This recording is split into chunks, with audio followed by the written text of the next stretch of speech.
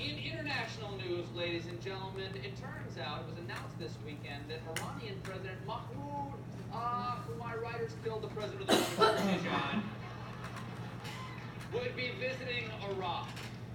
He will be the first Iranian president ever to visit the neighboring country of Iraq. And folks, this is great news. We have him exactly where we want him. Because if there is one thing we have learned, is that it is easy to go into Iraq. It is very hard to get back out again. But what about the Iranian people, especially the Iranian youth? Well, there is a disturbing new film out there that implies that the youth of Iran are really no different than the youth here. The movie's called Persepolis. Jim? Une femme digne est une femme qui se couvre du regard de l'homme. Celle qui se montre est dans le péché et brûlera dans les flammes de l'enfer. Nos soldats meurent tous les jours aux frontières pour sauver notre cher pays de l'indécence. En portant bien vos voiles, Well, I guess some truths are universal. Please welcome the author, the artist, and the director of Persepolis, Marjane Satrapi. Marjane, thank you so much. Thank you so much for joining us. Now, from what I understand, this is a wonderful film. It's getting wonderful notices. People are enjoying it. They're getting a greater understanding of the Iranian people. I think that's dangerous. Let me first ask you, this is an autobiographical film, isn't it? Yes, absolutely. What's your story? What is the story you're telling?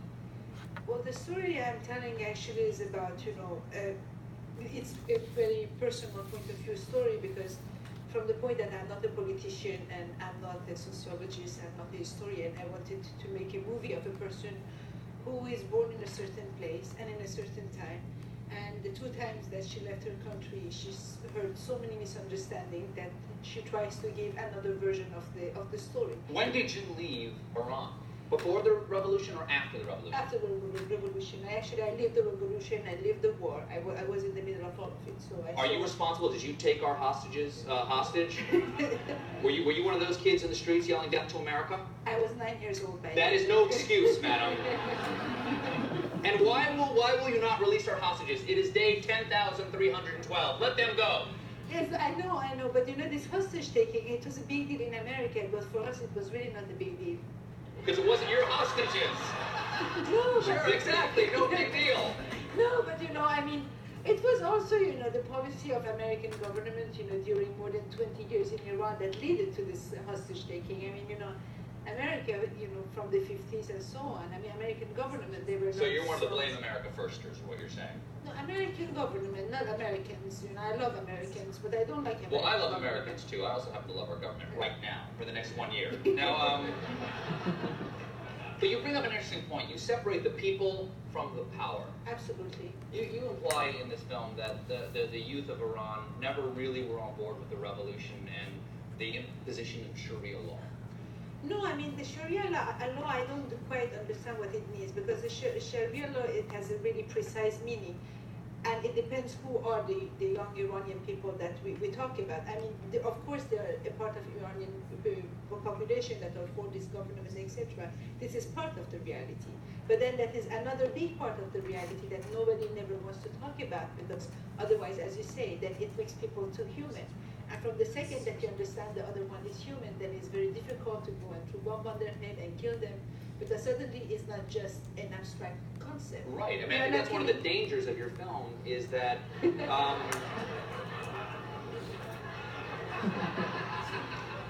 when you humanize your enemy seems much more human.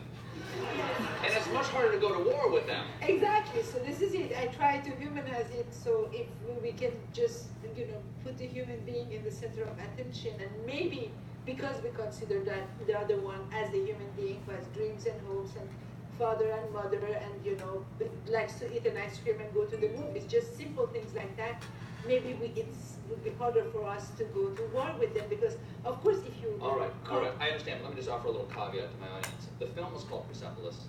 It looks like a wonderful film. It's getting great notices, but be careful. You might start considering the Iranian people human beings.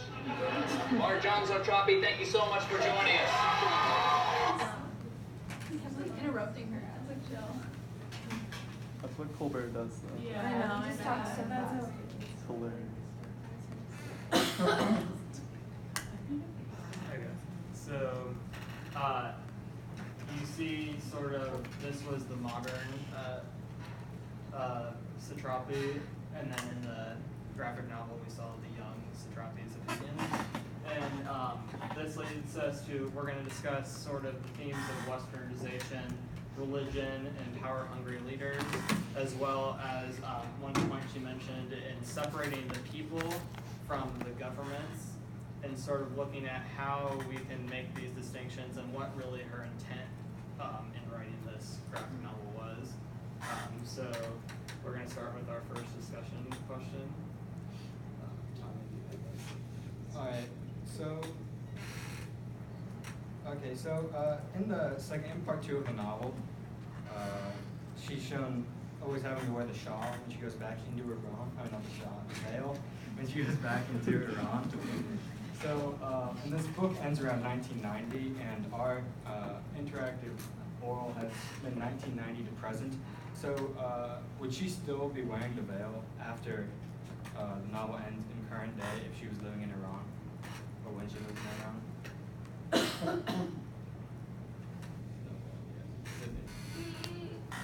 I think that, well, I don't really personally know, of course, like what the ideal in Iran is currently, but I think it's more of the option of wanting to. And knowing her situation, I think that if she went back to Iran, she would probably wear her veil. But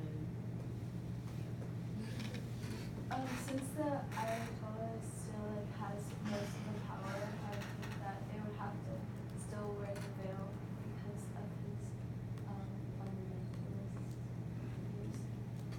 Even you see people here who aren't being led by the Ayatollah, some women still wear the veils here, so I think the ideals that's been engraved in her head since a child are still with her, so I think she would just by habit.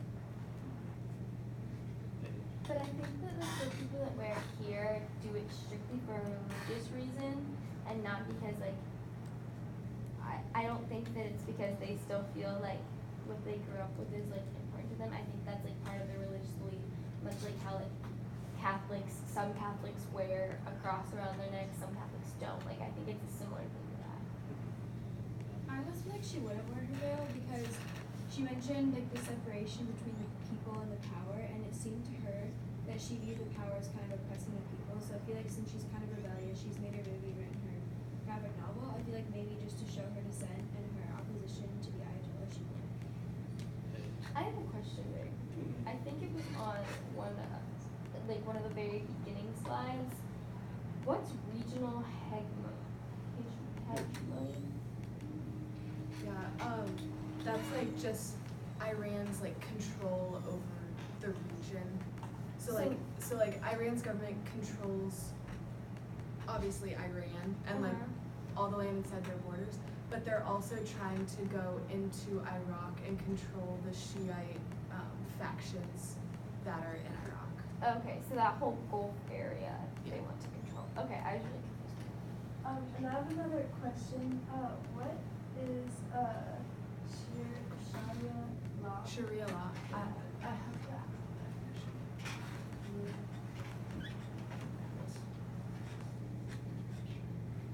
And going back to, we'll get that answer, is that, or you? I have it. Okay. It's the legal framework within which the public and some private aspects of life are regulated for those living in legal system based on Islam. So that would have to do with like forcing them to wear the veil. So it's kind of like fundamental. Yes. And see, that's where she talks about that in her interview, and sort of the difference in how the power-hungry leaders, along with some who look to impose a religion on their people. In Islam's case, this is the Sharia law that is often criticized by Western civilizations as being taking away people's freedom. But then on the other side, the people in power will say, no, it's our religion. But I think part of the point of this graphic novel is Satrapi saying, I was a part of this, I am Iranian, and I'm still a unique individual person who doesn't necessarily feel like wearing the veil and following these restrictions is right, and I am still a person, I'm like everyone else, so I can do what I want. And I think exposing the differences between how the world perceives Iran and how the people inside of it perceive the rest of the world is interesting in the context of all of the fighting. As you've seen in the modern history, there's been even more fighting than there was before. You have Iran involved in all three of these conflicts and many more, where mostly with Western nations, although in the case of ISIS, this is a terrorist organization, and you see that Iran has various priorities, and the people, although these are the priorities of the government, and really drawing the line between the priorities of the people versus the priorities of the government is important to understand. When did you said that the relationship between the U.S. and Iran wasn't very good, but we're talking, I guess, right now. But when did the friction between the two actually stop and like the fighting? So I don't think we've actually, I don't think we've actually been at war with them. No, it's just been economic sanctions for their like human rights violations, their oppression of women. So the main objection would be to like some of the practices of the Sharia law forcing women, like restrictions on what women can do, has been sort of putting the economic sanctions to try and force Iran's government to change things so that their people can be more free. But then the tension has mostly been because in response to this, Iran's government has tried to say that the U.S. and other Western nations are sort of imposing their will and want to westernize Iran, so they're sort of going beyond what they should be allowed to do. And so that's why it mentioned the chance of like death to the United States, and sort of that's where like you saw a bunch of people chanting that in Iran, and obviously from the US's perspective, seeing people chanting that we want to kill you all is not a pleasant sight, but it's sort of the perspective of that might not, and we see in this novel that while Margie and her family may have objections to the United States, they're not chanting death to the United States and really trying to humanize the differences between what the people believe and what the government is saying. So is it currently required by that law for women to wear the veil in Iran? Because if the Ayatollah is really fundamentalist and traditional as far as that law, but the president is more open to Western ideals and liberal type things, so do they have to wear the veil? I do not know for sure. I didn't look that up, but I believe there are definitely still fundamentalist restrictions in place. I don't know if that specific one is. I want to say it is, if I just based on like news. Yeah, we can look it up real quickly. But I know there is definitely still